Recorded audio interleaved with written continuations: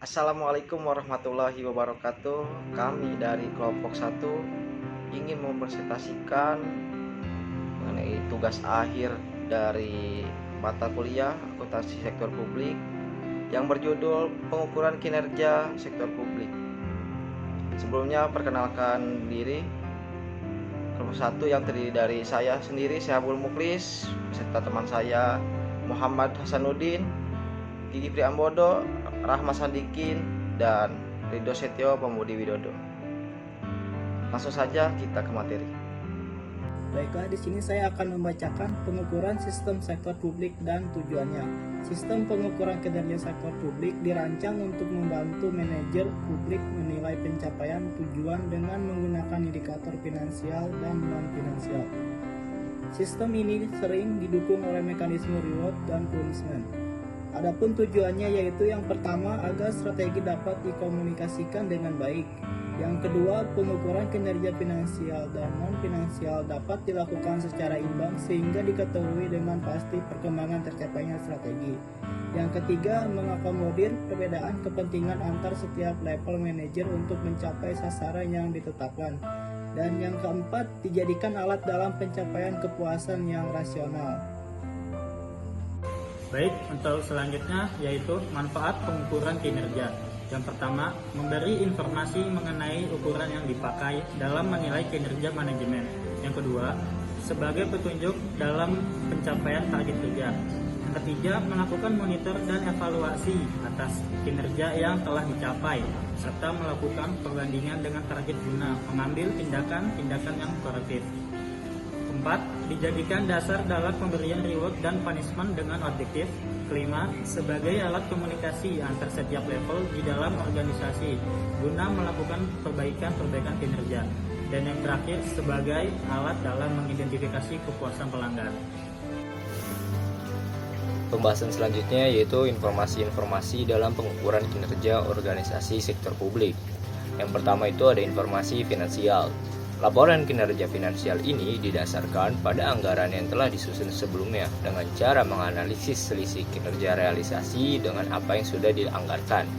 Analisis tersebut terfokus pada varians pendapatan serta pengeluaran termasuk belanja rutin serta belanja investasi. Kemudian yang selanjutnya ada informasi non-finansial.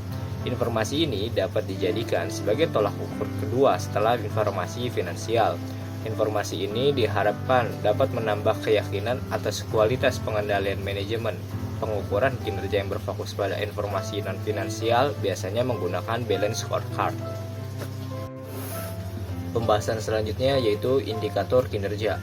Menurut Indra Bastian yang dikutip dalam skripsi Rahajeng 2018 menyatakan bahwa indikator kinerja adalah ukuran kuantitatif dan kualitatif yang menggambarkan tingkat pencapaian suatu sasaran atau tujuan yang telah ditetapkan dengan memperhitungkan indikator masukan atau inputs dan keluaran output, hasil atau outcome, manfaat atau benefit, dan dampak atau impact.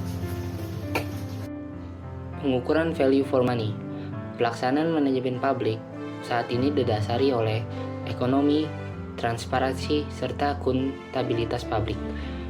Masyarakat atau publik menuntut pertanggungjawaban atas segala pelaksanaan value for money, yaitu pemerintah dapat bertindak secara cermat dalam pengadaan serta alokasi sumber daya. Pemerintah dituntut untuk meminimalkan penggunaan serta memaksimalkan hasil dalam pencapaian tujuan yang telah ditetapkan. Value for money merupakan konsep pengelolaan organisasi sektor publik yang mendasarkan pada 3 elemen, yaitu elemen ekonomis, efisiensi, dan efektivitas. Elemen ekonomis merupakan perolehan input dengan kualitas dan kuantitas dengan harga terendah. Ekonomis berkaitan dengan pengkonversian input primer berupa sumber daya, keuangan, uang atau kas, menjadi input sekunder berupa tenaga kerja. Efisiensi, pencapaian output yang telah maksimal pada input tertentu dengan penggunaan terendah untuk mencapai target. Maka, efisiensi perbandingan output atau input. Output berupa barang atau pelayanan yang dihasilkan dengan sumber daya yang digunakan untuk menghasilkan output tersebut. Yang terakhir, efektivitas. Efektivitas yaitu tingkat pencapaian hasil program dengan target yang ditetapkan. Jadi kesimpulannya, pengukuran kinerja sektor publik merupakan elemen penting dalam memastikan bahwa sumber daya yang dimiliki pemerintah digunakan secara efektif, efisien, dan ekonomis sesuai prinsip value for money. Melalui penerapan indikator kinerja finansial dan non-finansial, manajer publik dapat mengevaluasi sejauh mana tujuan dan sasaran organisasi tercapai. Sistem ini tidak hanya mendorong akuntabilitas dan transparansi, tetapi juga menjadi dasar dalam pengambilan keputusan, alokasi anggaran, serta peningkatan kualitas pelayanan kepada masyarakat. Sekian presentasi dari kami. Mohon maaf bila ada kekurangan dan kesalahan. Assalamualaikum warahmatullahi wabarakatuh.